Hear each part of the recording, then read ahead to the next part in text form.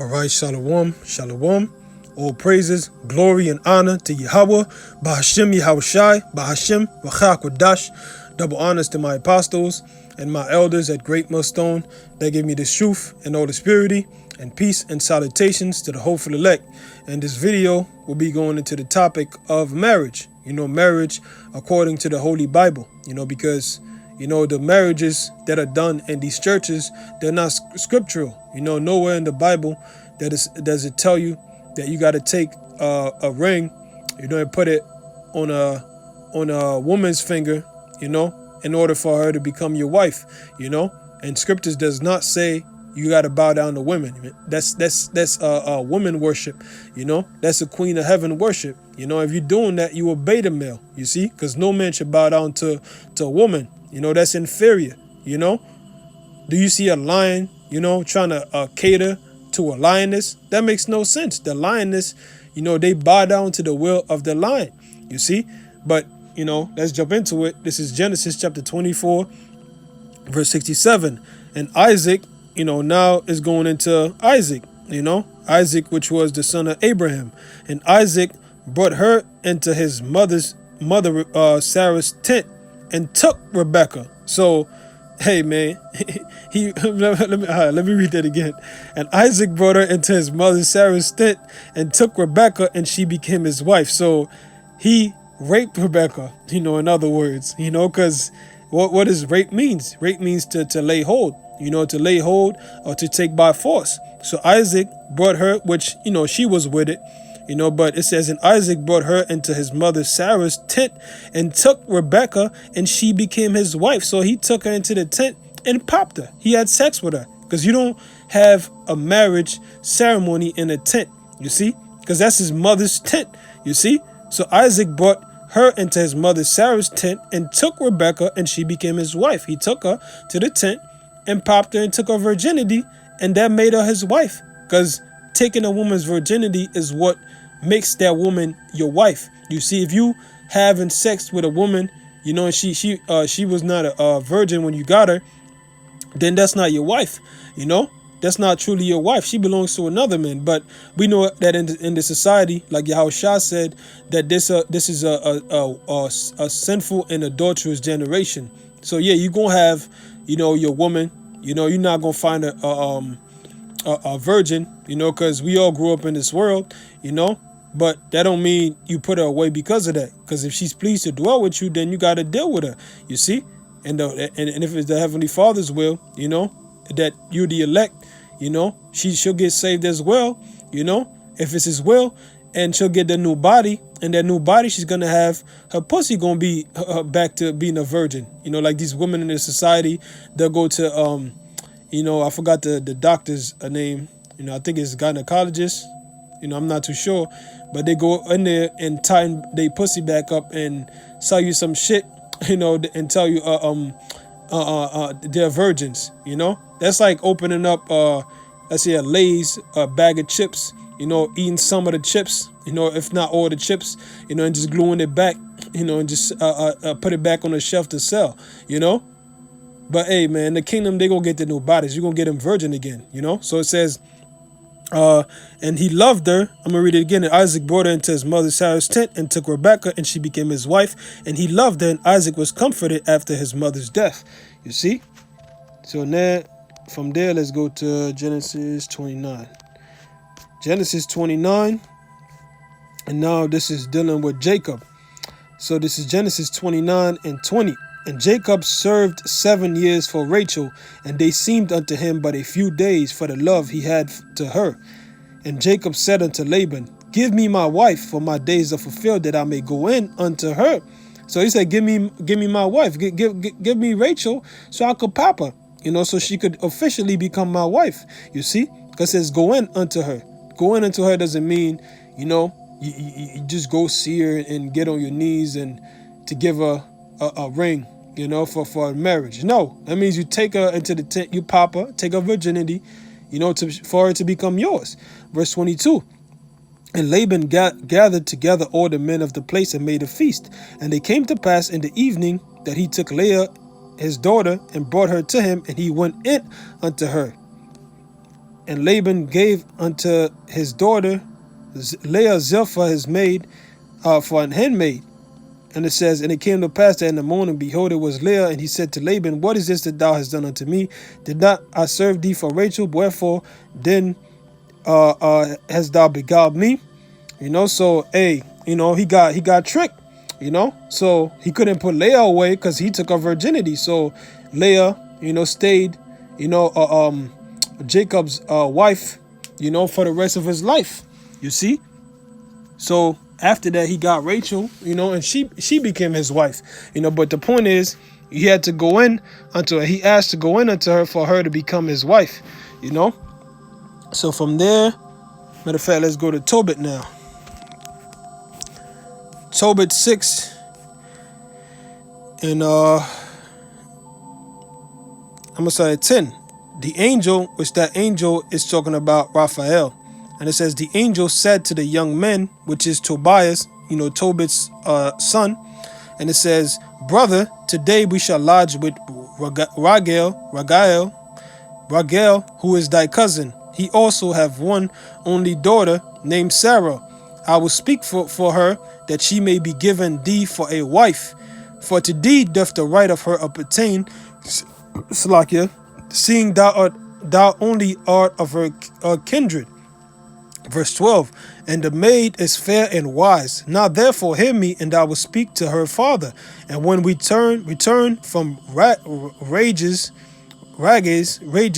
we will celebrate the marriage. For I know that Ragel cannot marry her to another according to the law of Moses, and he shall be guilty of death. But he shall be guilty of death, because the right of inheritance doth rather pertain to thee than to any other. So that proves that a woman does not get to choose who her husband is. It's her father that chooses. You see? Because it says according to the law of Moses. Because according to the law of Moses, it belonged to Tobias. You see? So your father is only supposed to go according to the law. And if nobody's in the family, nobody in the family is left to take her, then it's his will to give her to whoever he pleases. You see, he could sell her, according to the law. You see, not sell as a slave, but let's say a man sees her and wants her, he could tell him, man, you got to give me this much for my daughter, and she'll be your wife, But it says, verse 13, then the young men answered the angel, I have heard, brother Azarias, because the angel disguised himself as Azarias. That's the name that he took, and that when he made himself look like a mortal. And it says that this maid had been given to 7 men who all died in the marriage chamber. You see, because when you read about it, it tells you, that she had 7 husbands. Matter of fact, in the 3rd chapter, that was it on that. Let's see. Matter of fact, let me keep reading. It says, and now I am the only son of my father, and I am afraid lest if I go unto her, I die as the other before. For a wicked spirit loveth her, which hurteth nobody but those which come unto her. Wherefore I also fear lest I die and bring my father's and my mother's life because of me to the grave with sorrow, for they have no other son to bury them. Then the angel said unto them, dost thou not remember the precepts which thy father gave thee, that thou shouldest marry a wife of thine own kindred? Wherefore hear me, O my brother, for she shall be given thee to wife, and make thou no reckoning of the evil spirit, for the same night she shall be given thee in marriage. And when thou shalt come into the marriage chamber, once again, marriage chamber, the room that the woman gets popped in, you see, that's what the marriage is about. You see, marriage is sex. You see, marriage is consummated by sex. You see, because in the ancient times, sometimes they'll have the ceremony, they'll have the ceremony to celebrate the marriage, but it was the sex, that ultimately made it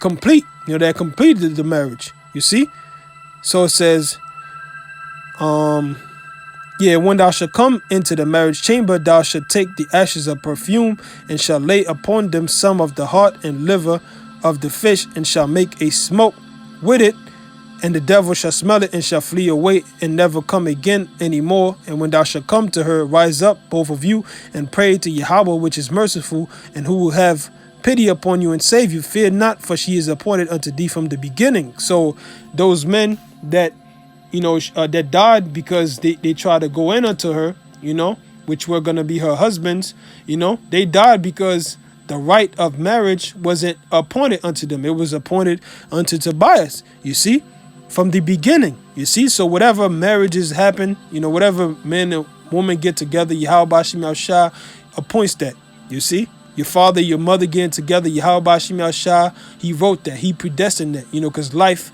is just a story of the Most High. And thou shalt preserve her, and she shall go with thee. Moreover, I suppose that she shall bear thee children. Now when Tobias had heard these things, he loved her, and his heart was effectually joined to her. But from there, let's go to Deuteronomy. Deuteronomy chapter 22. Let's see, verse 28.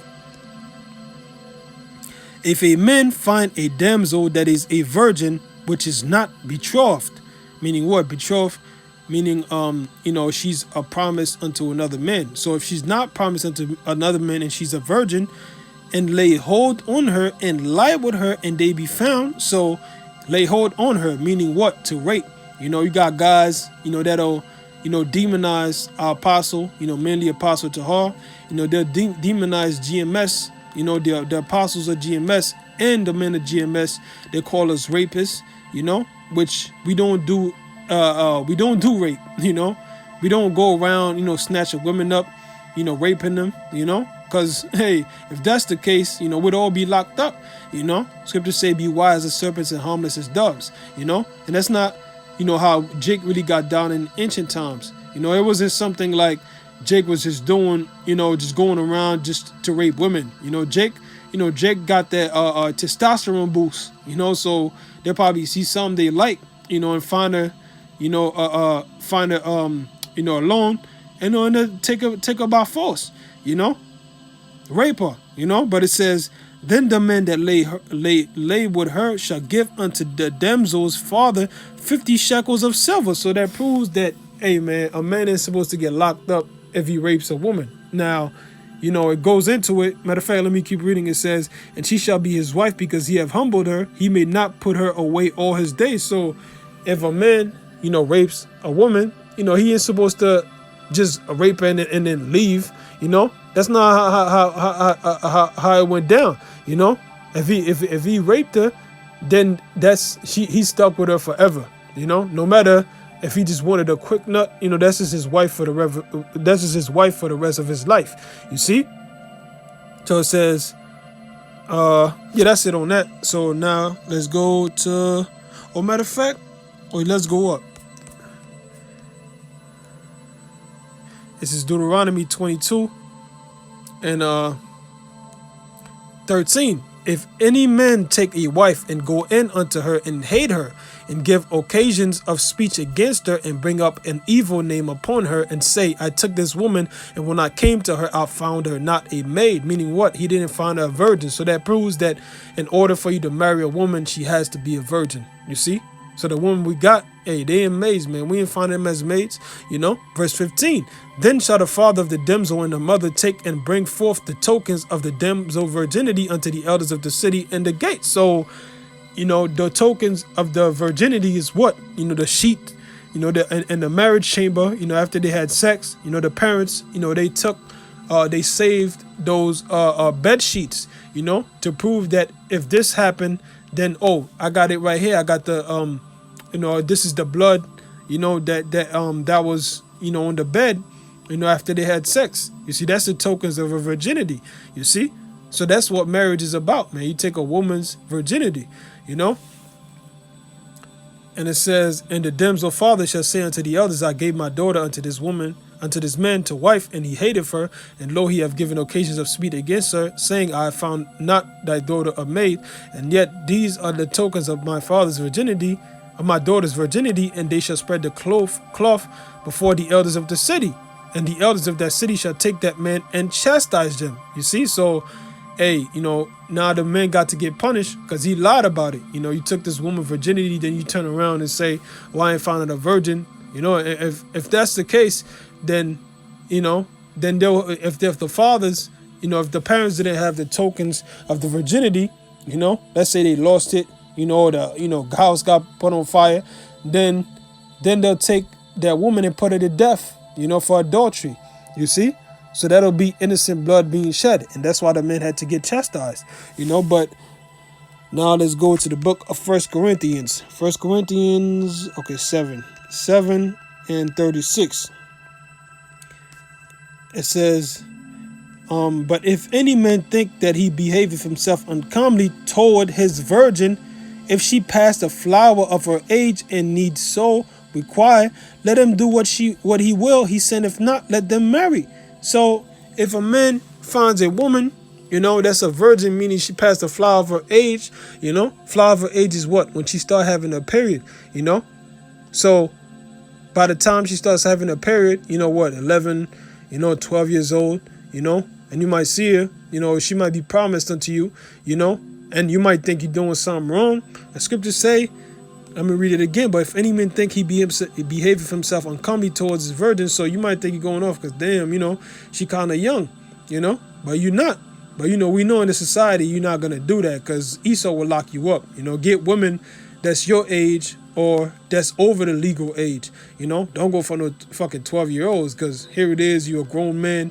You're in your 20s, your 30s, and you walking around with a 12-year-old, man, they'll lock you up. Is that your daughter? No. Okay. And what is she doing with you? Use wisdom, man. So it says, if she passed the flower of her age, which is when she has a period, and needs so require, let him do what he will. He said, if not, let them marry. So he's not sinning even if she's like 9 or 10 years old and she just had a period and a man wants her, then he's not sinning. That's not against the laws of the Most High because she passed the flower of her age. But we're not going to do that, man. Brothers in Great Muslim, we ain't looking at no 9-year-olds like, damn, she's sexy. We don't do that, man. We just bringing out truth. We're bringing out what the scriptures say, you see? And we get demonized for it, But it says, nevertheless, he that standeth steadfast in his heart, having no necessity, but have power over his own will, and have so decreed in his heart that he will keep his virgin, doeth well. So, he could, you could decide, in the ancient times, you have a virgin, let's say she might be 11 or 12. You could decide, I'm not going to pop her until she's like, in 17 or something, 15 or, until she's fully grown. You could do that, But yeah, that was pretty much it on that. Marriage in the scriptures is sex. Sex consummates marriage. It's not about putting a ring on a woman's finger. That's not true marriage. You see, true marriage before the Most High, is a man and a woman becoming together and becoming one flesh. So yeah, I hope this was edifying. So with that, I'm going to give all praises, glory, and honor to Yahweh, by Hashem Yahushai, by Hashem Chagudash. Double honors to my apostles and my elders at Great Millstone that give me the truth and all the purity and peace and salutations to the hopeful elect. Shalom.